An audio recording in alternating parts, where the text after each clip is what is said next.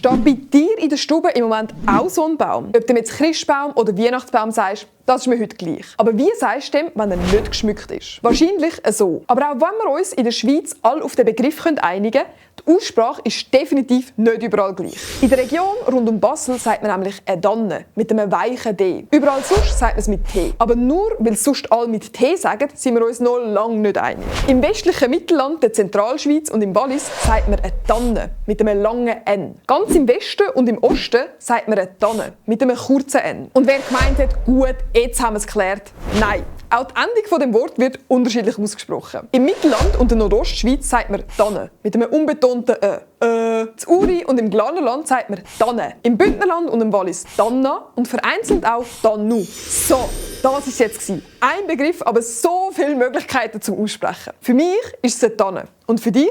Schreib es mir in die Kommentare und mach das Plus weg für noch mehr Mundartwissen.